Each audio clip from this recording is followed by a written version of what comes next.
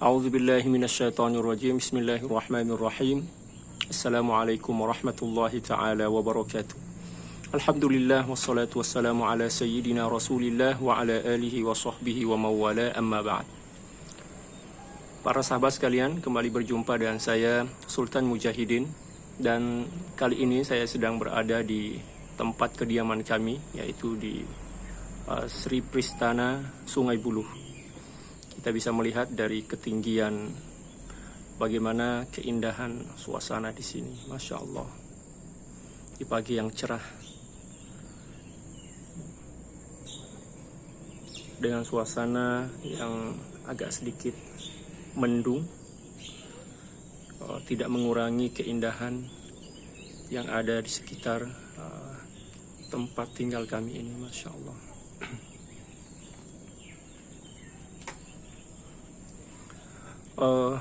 Tempat tinggal saya ini berada di Sungai Buloh.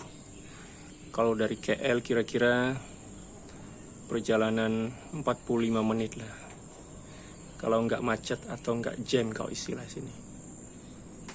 Ya, tempatnya sangat asri, sangat indah, tertata rapi. Di bawah ada kebun kecil yang ada bunga-bungaan. Ya.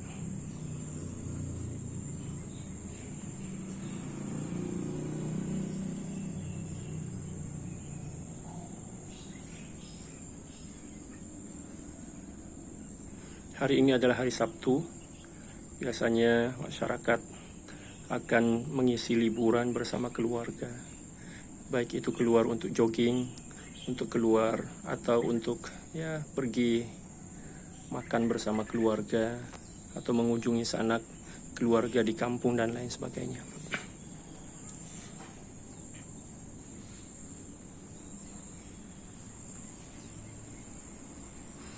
Di belakang rumah kami ini ada tempat penampungan air yang sangat besar, yang diistilahkan dengan loji air kalau istilah di sini.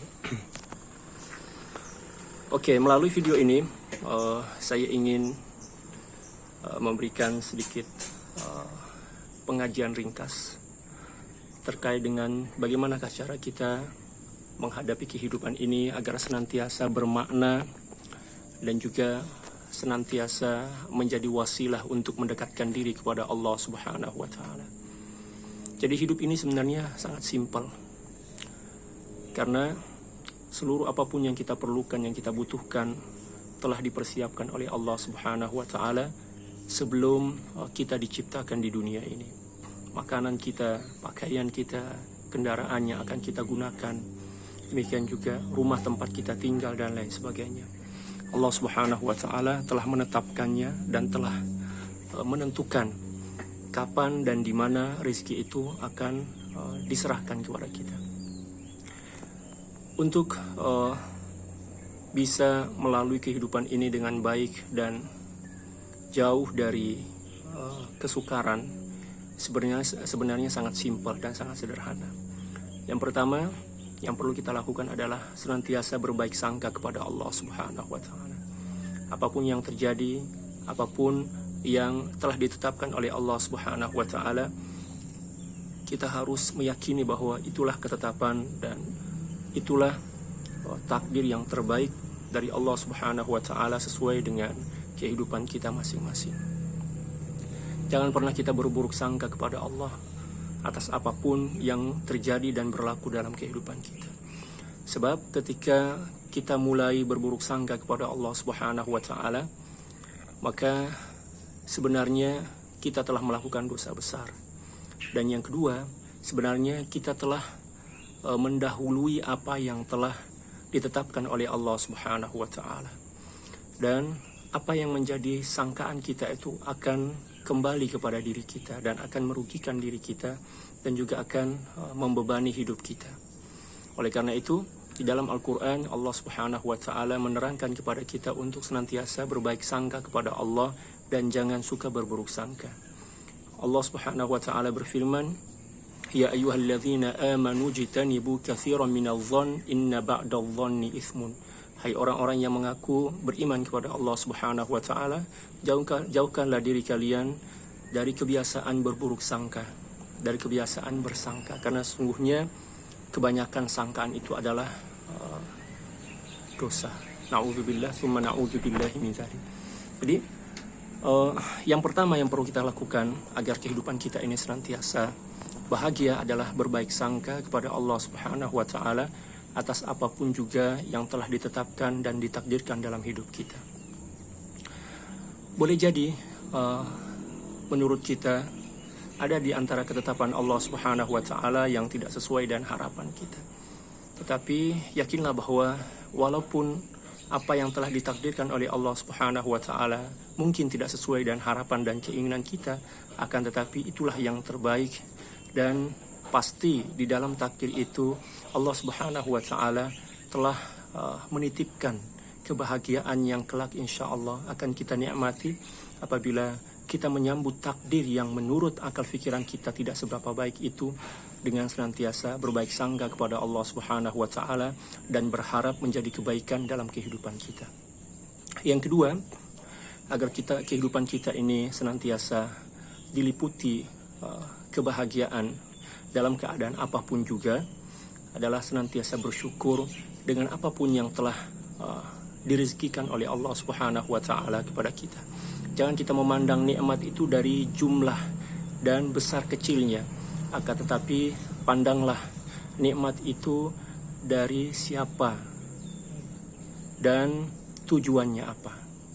Tidaklah Allah Subhanahu wa taala memberikan nikmat kepada kita kecuali dengan tujuan untuk membahagiakan kita.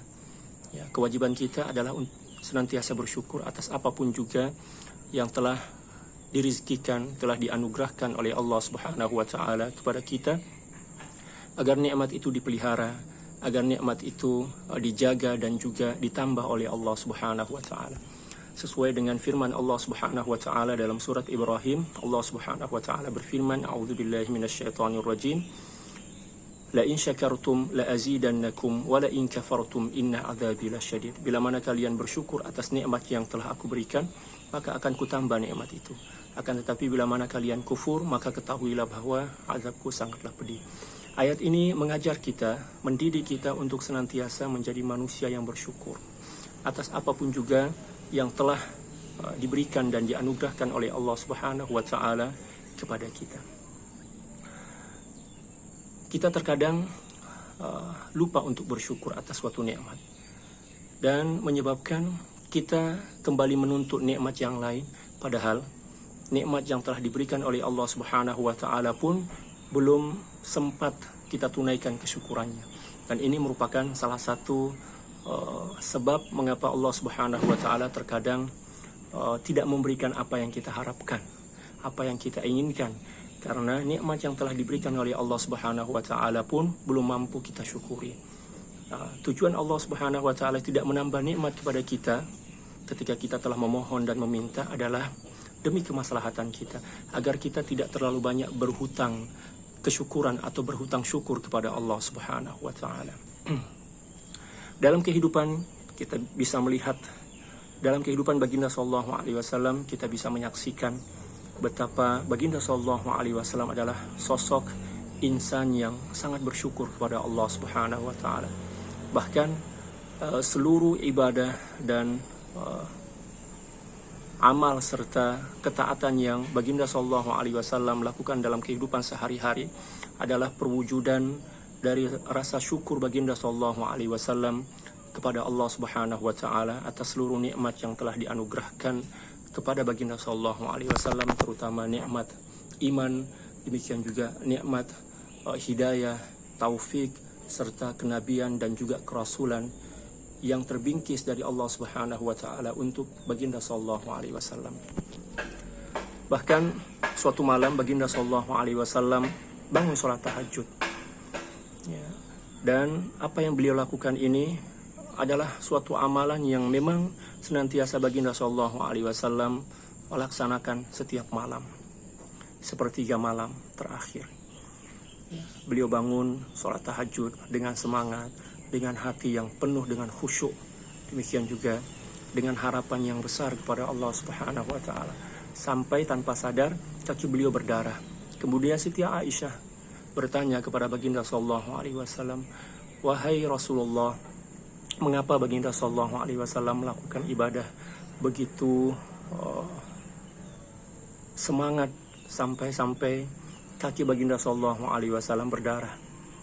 Ya, bukankah Allah Subhanahu wa taala telah mengampuni dosa-dosa baginda sallallahu alaihi wasallam dan menjamin akan memasukkan ke dalam surga? Maka baginda sallallahu alaihi wasallam dengan senyum yang begitu indah, penuh dengan keyakinan, penuh dengan cinta dan kasih sayang, menjawab, afala akunu abdan syakura? Tidak pantaskah, tidak patutkah aku senantiasa mencoba untuk menjadi seorang hamba yang pandai bersyukur kepada Tuhannya? Hadis ini mengajarkan kepada kita betapa baginda sallallahu alaihi wasallam sangat faham tentang nilai suatu nikmat yang perlu dan wajib disyukuri, sehingga seluruh rangkaian kehidupan baginda sallallahu alaihi wasallam, terutama berkaitan dengan ibadah dan amal, adalah perwujudan rasa syukur kepada Allah Subhanahu wa taala atas seluruh nikmat yang telah dianugerahkan oleh Allah Subhanahu wa taala kepada baginda sallallahu alaihi wasallam. Para sahabat sekalian, kehidupan ini sebenarnya telah diatur oleh Allah Subhanahu wa taala. Dan untuk menggapai dan meraih kebahagiaan itu sangat simpel dan sederhana. Ya, cukup senantiasa berbaik sangka kepada Allah Subhanahu wa taala dan senantiasa bersyukur atas apapun yang telah dianugerahkan oleh Allah Subhanahu wa taala kepada kita. Selebihnya kita ikhtiar, selebihnya kita melakukan apapun juga dari apa yang kita mampu lakukan terkait dengan seluruh aktivitas yang berkaitan dengan tugas-tugas kehambaan kita kepada Allah Subhanahu wa taala. Jadi melalui video yang sangat ringkas ini, saya menyampaikan kepada saya sendiri dan kepada para sahabat sekalian, marilah kita mengamalkan dua tips tadi agar kehidupan kita senantiasa diliputi kebahagiaan dan juga senantiasa diselimuti rasa gembira dan puas hati dalam kehidupan ini. Ya. Semoga Allah Subhanahu wa taala senantiasa melindungi kita, senantiasa memberi hidayah dan taufik kepada kita untuk berbenah dan untuk memperbaiki hubungan kita kepada Allah Subhanahu wa taala, dan semoga kita senantiasa bahagia dan menerima apapun yang menjadi ketetapan dan takdir Allah Subhanahu wa taala. Dari Sri Pristana Sungai Buloh, saya mengucapkan terima kasih kepada seluruh para sahabat dan sampai jumpa di video-video selanjutnya insyaallah. Sekian, wallahul muwaffiq wal hadi ila sabilir rasyad wal afu minkum. Assalamualaikum warahmatullahi taala wabarakatuh.